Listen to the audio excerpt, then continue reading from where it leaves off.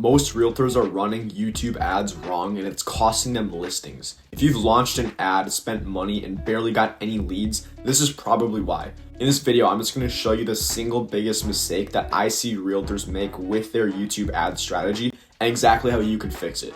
And this comes from reviewing real campaigns and managing YouTube ads for agents across the country every single day. And here's the truth, it's not necessarily your script, it's not always your funnel, but it's honestly how much trust you're building and value that you're providing.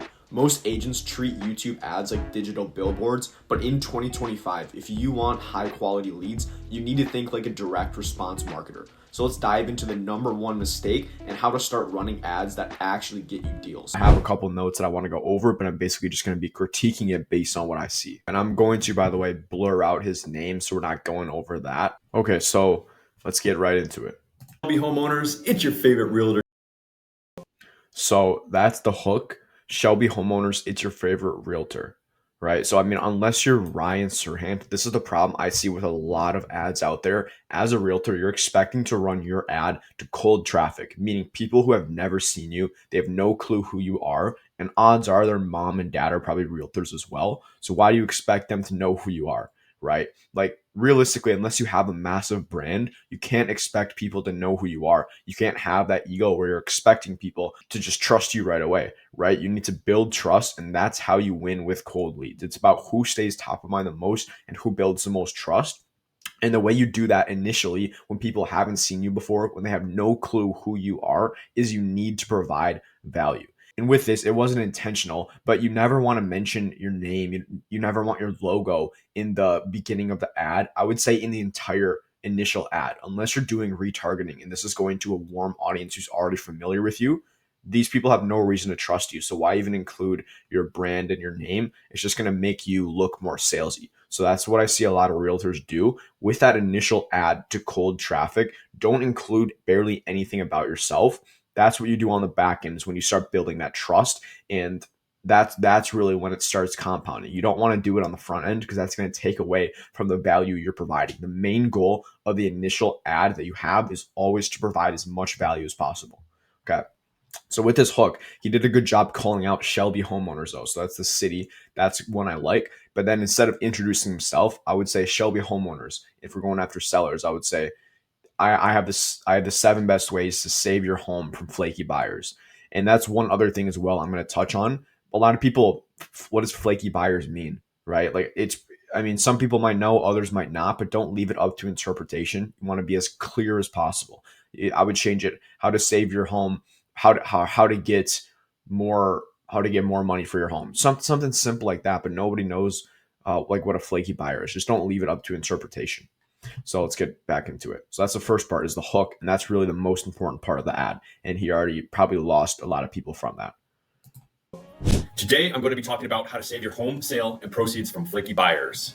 So first, I mean, you can clearly tell he's just reading off a script. It looks not natural at all. And I would be surprised if he got good results from this ad just because of that. It seems very robotic. It's clear he's just reading off a paragraph. And I mean, it's fine. But even with like a lot of the editing softwares now, you can use AI eye tracking where it basically, or eye contact, where it basically makes it look like you're looking at the camera the entire time. So that's something I would do for him is just use that. But it just has to be more natural. You can't sound like you're just reading off a script, talking like a robot. And then again, with the flaky buyers, I would make it something that's a bit more easy to understand. Up to 30% of sellers encounter flaky buyers who change their mind. This is a terrible scenario for sellers with all the prep work that goes into preparing the home for sale. If done properly, your agent should be. So another big thing, this ad is going to be super, super hard to follow. I can already tell because there's no captions. I have to listen super close to understand what this guy's saying. I mean, he speaks decent, but you don't want to make it more effort for people to watch your ad. So always add captions on there. That's a really big thing that a lot of people don't do. Creating demand for your home prior to it even hitting the market. Having a flaky buyer destroys all the time. So he still hasn't explained what a flaky buyer is, right? So stop saying that and just give us something that is actually beneficial to us. Why do sellers care if there's a flaky buyer? What they want is to sell their home fast. They want someone who can help them with the process, make it as stress-free as possible, and of course, get as much money as possible. If you're not talking about any of those things, this is going to be tough for people to resonate with that because they're like, what does this have to do with me? effort and money spent to create the buzz around her sale and ultimately selling for less money. That's why today I'm sharing why buyers are leaving deals in this market and explaining what we can do to stop a cancellation before it happens. The first point is buyer's remorse.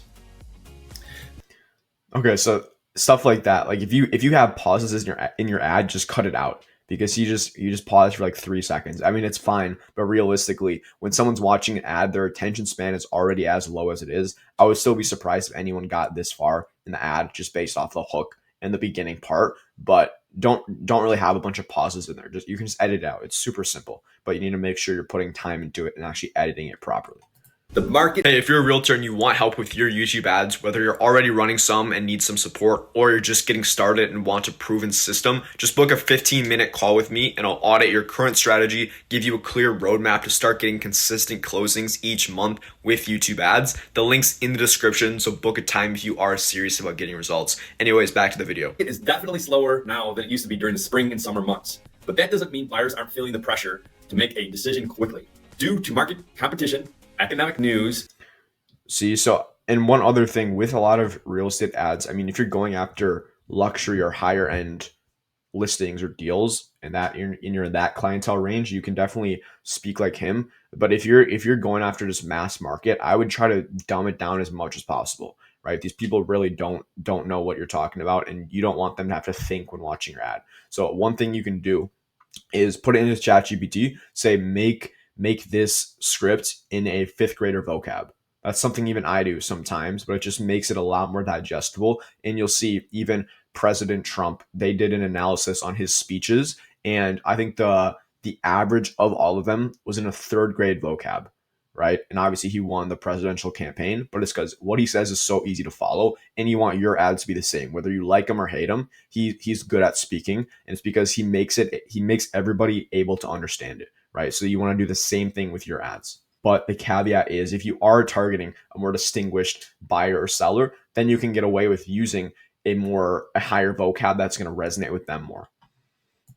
The election, and a ton of other issues, a buyer wants to finalize a deal ASAP. As a result, many of them are jumping into deals before they're ready. To prevent this, get your agent to vet the potential buyers as well as. Okay, so this is one of my pet peeves with ads in general is when you talk about when you're a realtor yourself and you're talking about working with an agent, even if you're not blatantly saying it, to me, if I'm seeing something like that and they mention their position and how you should work with them, that it makes it seem like, okay, this person's literally just trying to sell me. So what I do in all my ads, I want to avoid saying realtor altogether unless you're introducing yourself, right? So I don't want to say you're a realtor, your realtor should do this. I think you can do that in a retargeting ad, but I would rather just avoid that altogether and just position it as just giving them as much value as possible up front, not even mentioning a realtor, because obviously the next logical step is getting a realtor anyways. Most people aren't going to sell their home for sale by owner. And if you position yourself as providing them value before you're even mentioning working with the realtor, think about how much more trust that's going to build. I just know if I was watching this, I was thinking about buying my home. I'm like, okay, this dude obviously wants my business. Even though he provided all his value up front, he still moves over to the realtor and talks about working with the realtor and how a lot of times realtors are saying, oh, and this is what I do better than realtors, right? Nobody cares. Every realtor who says they're better, nobody believes you because that's what every single salesperson says. And if you are going to mention that what a realtor should be doing, you need to mention what you should be doing differently, right? Because different is always better than better in marketing. Because like I said before, nobody believes you if you say we're the best. We have the best home sales system in the world, right? Every realtor says that. So that's one thing. It's a small thing, but I think it just hurts the trust that you build with these people beforehand if you just keep talking about realtors, real estate agents. As their agent. If they're pre-approved and have a strong motivation for moving, they'll be much more likely to follow through on the purchase of the home. Point 2, inspection issues. The number one. So something I would also do is when he like switches points, like point 2, inspection issues, I would add up some text on screen to make it pop and to make it clear that this is the second point. And also what he's doing now, I would add more B-roll footage. So just stuff to keep the viewers engaged. And just because it is a really long ad, that's the other thing I want to mention. It's 3 minutes and 30 seconds for a front end ad, unless you have some really, really valuable ad, ton of value, easy to follow, that can work. But realistically for this guy, I would say And for most realtors, what I do is like a minute 15 to like 2 minutes and 30 seconds at the absolute most. And that's just going to help with retention, but also you should be able to get your value across in that time. And one other thing as well, this is what Alex Hormozy says for those of you familiar with him. He says always add a call to action about 30% through your video, right? So if this video was 3 minutes and 30 seconds long, I always like adding a call to action around the 40-second to 35 or 40-second mark. And this is basically just going to give these people a logical next step if they are interested in learning more about this. Still, I don't know what this guy's offering, and that's another problem with the call to action. You'll see in a second, he's not offering a lead magnet, but I would always add a call to action a bit sooner, right? So just so they do have, if they are interested, what do? They're not going to know. Maybe they might just click off your ad. So you want to tell them what they can do if they are interested in learning more. Reason why housing transactions fall apart is inspection issues. A buyer might absolutely fall in love with your home and have a full intention of following through, only to have potential problems come up during the inspection that give them cold feet. This is especially an issue in our current market, since buyers don't have a ton of free cash for repairs due to higher interest rates and prices. To prevent inspection problems from ruining the perfect deal, I highly recommend a pre-listing inspection. This way you can take care of potential problems up. So I see where he's going with this ad. I think this is a solid ad. He's definitely providing a decent amount of value, which I like to see. But the only thing is, this is going to be people. This is not going to be hitting people really in the top of funnel. This is an ad more of the middle funnel, because he's already talking about when you're actually listing your home, what should you do? And it's not tangible steps that these people can take now, which is kind of the route I like to go. I'd rather start by casting a broad net than narrowing it down as we go and filtering out as we go down the funnel. But if you're talking about what you need to do when your home's on the market and for these inspections and stuff, a lot of people, they're not even started. They don't know where to start. Their main thing, they want to know what they can do to increase their home's price, what they can do to make the process smoother before they're actually listing their home, right? So what I always like to do is give them value, give them something they can do now. It's Hormozy's value equation again. It's the value, the time delay. That's a big thing. It's how quick will it take me to get this result? And the speed to result is super important. So if you can give them something and you can do this for free in the next 24 hours, that's going to be a lot more enticing than this, where there's really no clear time frame on it. And it honestly seems kind of tricky, right? It's like these pre-inspection checklists and stuff. A lot of people don't know what a pre-inspection is, right? And it depends who you're speaking to. And this was a retargeting ad. I think this would do a lot better, but it's a cold front end ad to cold traffic. You definitely don't want to get this detailed in terms of selling strategies. I would make it more broad that can apply to more people. Front and even go into negotiations with more leverage. Point 3, drawn out negotiations. The longer you spend negotiating, the more chances you give your buyers to walk. In my experience, most drawn out negotiations are a result of a. See, again, it just doesn't apply to most people. Like most people who are already selling their home right now, they're going to have a real estate agent. So, I mean, he's providing good value, but again, this should be a lot further down once you already build that trust, because a lot of these people won't even know what he's talking about, and it won't be applicable to them. Appraisals coming in lower than expected, which can change your buyer's financial situation with their bank. To prevent these problems, work with your agent before you list to find the perfect price. See, again, work with your agent before you list. I mean, it's obvious you're just trying to get your business, right? Even if he's providing all the value, I would just not mention that in the first place. That will net the most money without causing any appraisal issues. Plus, your agent should be able to argue for your price to the appraiser using the research they did up front to find your home's value. Whether you're planning on selling soon or years down the road, it pays to plan ahead.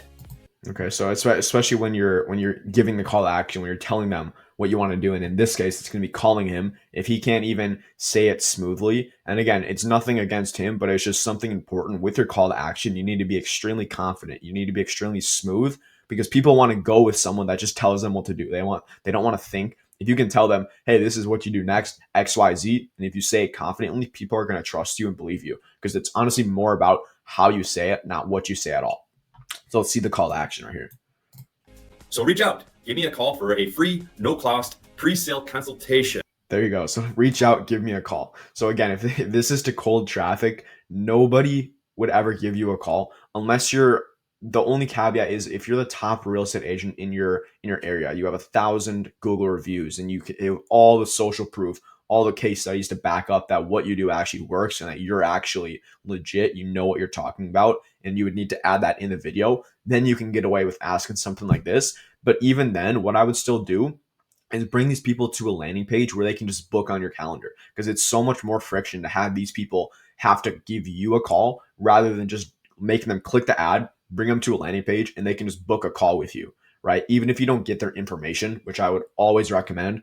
I mean, you don't need a lead magnet if you're spending $100 a day on ads, like 3 or 5 grand a month. You could definitely get a lot of deals from that, but you at least always need to put these people through a funnel. That's what I see a lot of realtors do and get wrong with YouTube ads. They don't have a proper funnel. They're not warming the people up. They don't even have a lead magnet in general, which is something that a lot of realtors don't really see the need for. But it's because a lot of realtors don't know what they're doing when it comes to marketing. Like, just all honesty, most realtors I speak with, they don't really understand why you need a funnel, why you need a lead magnet. But it's because these people don't know you. As a realtor, a lot of them expect people to know you, but they don't, and you need to provide value up front, which is why you need some sort of lead magnet that's actually valuable. Don't use the generic home valuation. Even like this guy, he used it, right? Everybody's offering that. Everybody knows what it is. So what benefit is that going to be if you're offering the same thing as everyone else? Even if it is valuable, like they're seeing the value of their home, add something else in there to make you stand out a bit more and to almost give you a unique selling proposition. Because again, different is always better than better. If you can give them or tell them something that they didn't know and they see the benefit in, that's going to build so much more trust with you, because they're going to see all the other realtors like this, even the big ones, the ones who are better than you, who have more reviews than you. But if you're saying something different, you're being authentic, you're giving them a new perspective, a new angle, they're a lot more likely to at least want to have a chat with you. Maybe you can still get that listing appointment because they're curious in what you can do, because you're not sounding like all the other realtors, right? So that's a really big thing, is building trust and differentiating yourself. So that was kind of long, but that's for sure important. I hope that you got value from that. I'll go over the neighborhood, the market, staging, and more. I look forward to hearing from you, and I appreciate you watching my video. If you like content like this, So then we're having a subscribe call to action in there. So what do you want us to do? Do you want us to subscribe or to give you a call? Right? So always just have one call to action. You want to tell these people what to do. And if they were pulling out their phone and give you a call, and then you tell them, let's go smash the like button, subscribe, maybe they're going to drop their phone and go subscribe instead of giving you a call, because now it seems like that's what you wanted them to do. Now, if it is, that's a good call to action. But if you're looking to get business, why would you want people to subscribe to you, right? You want to get on the phone with people, and a subscription isn't going to do it, unfortunately, right? So that's what I would say. Always have one call to action. please subscribe below. Thank you so much. Okay, and then again, another call to action to subscribe, check out a new video, stuff like that. But anyways, that was the video recap. Really, the main things. There's a lot of things that he could do to improve this, and this is without even seeing the back end, like the targeting, all that stuff. So number one, no captions. I would for sure add some captions in there to make it easier to follow. Two, I would just change the messaging, make it easier to understand. I wouldn't talk about flaky buyers, because not many people are going to know what that is, or it's kind of left up to interpretation. Three, too many call to actions. There was like 3 different call to actions in there, and the ones that you did have were not very strong. And then along with that, there's no lead magnet. You're providing the value up front, but what I'd rather do is sell the lead magnet, get people to opt in rather than giving it all to them up front. I would give them 1 or 2 tips, and then you can say, hey, and the rest are in this ebook that I have. And go to the next page, opt in, put in your name, email, number, and we'll send it over to you. And then after that, you can have the booking page, all that stuff. But that's how I would structure it.